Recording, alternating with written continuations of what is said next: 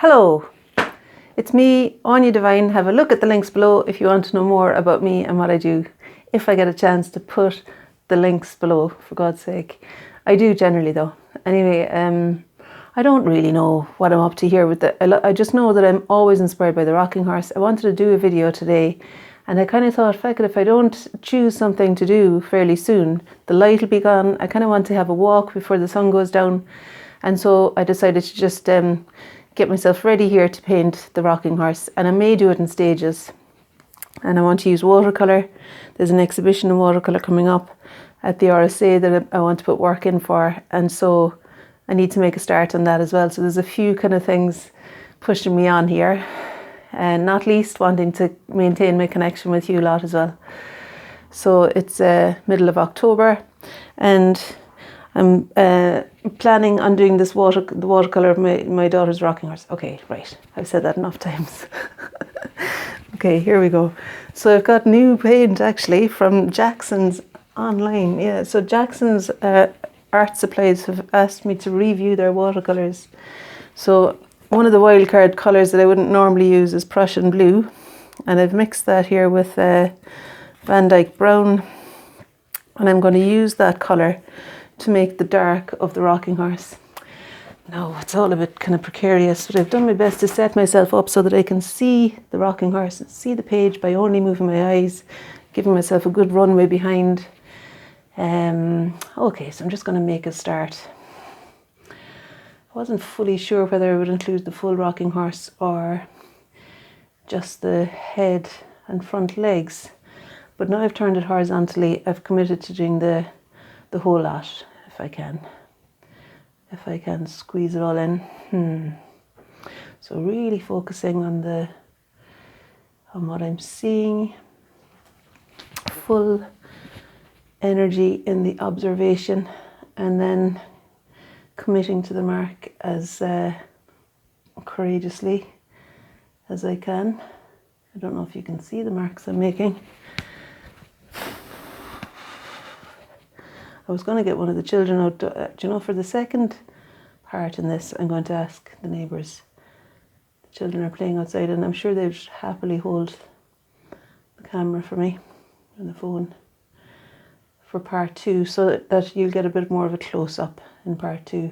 But for now, my main focus really is to kind of let you know the importance of regularly creating distance between yourself and the work. So I'm going to stand back here regularly so that I can see the painting every third stroke or so is my aim, to stand back every third move, so that I'm not doing anything superfluous, you know, and I'm taking the heat off the action up here.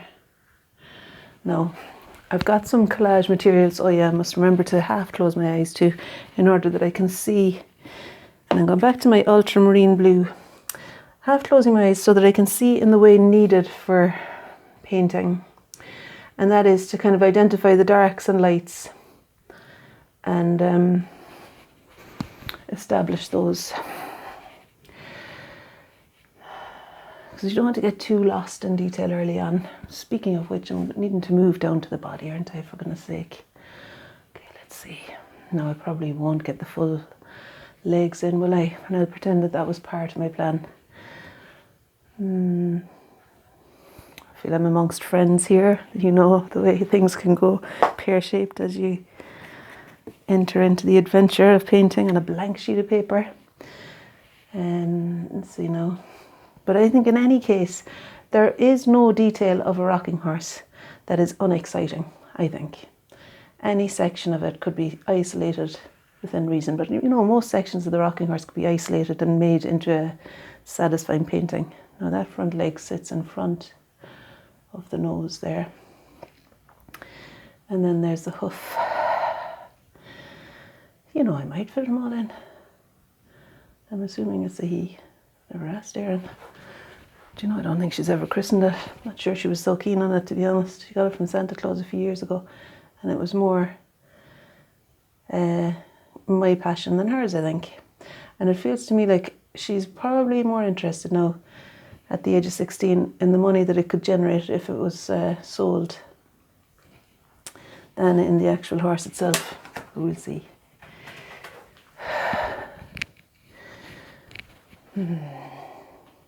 Yeah, I think another, do you know, the other blue there is the indigo blue. Oh, that's nice, isn't it? Indigo blue. And I was thinking I could include that to kind of explain the light on the leg in the foreground here. There's a bit of light coming in the window, and I want that to read as being different from the rest of the rocking horse, so that we so that we know it's on a different plane, that it's catching the light. Okay, and that's probably also not far off the colour of the rocking horse seat, so I'm going to need to invent a different colour for that, I reckon, because I don't want them to be the same.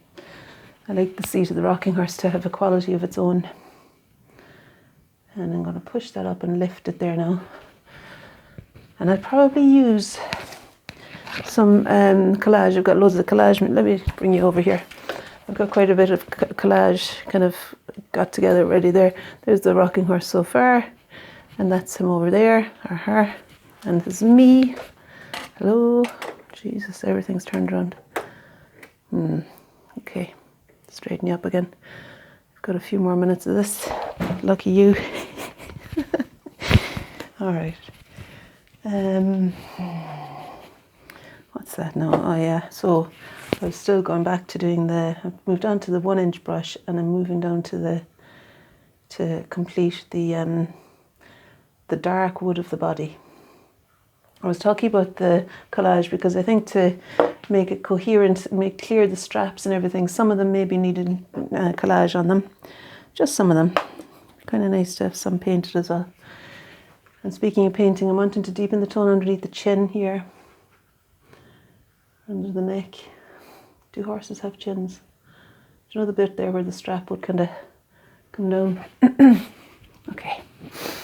Yeah, and I'm going to bring that over.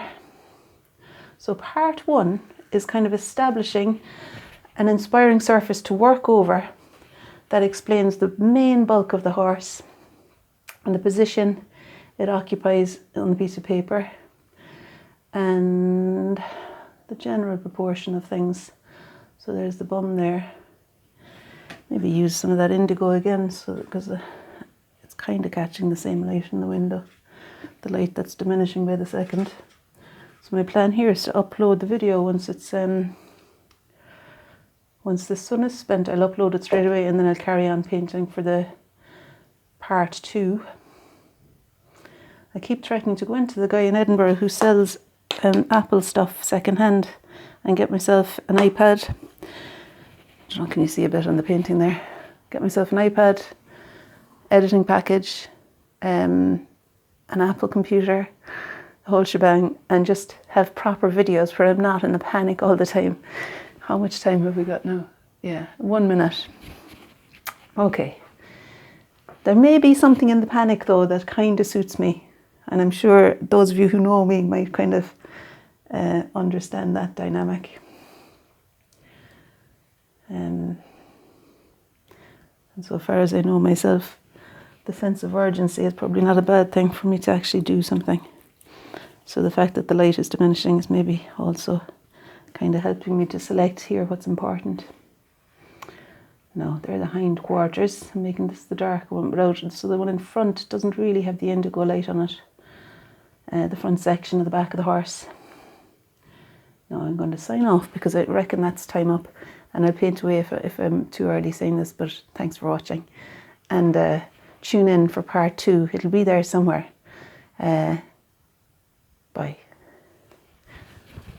Oh, you're still there. Fuck it. All right, so I'm going to kind of fade away in the distance here, painting away, and you'll see part 2 next. And, you know, tune in because it'll be exciting, I think. I'm kind of happy with how it's going. And I feel like the collage might add some je ne sais quoi to the occasion.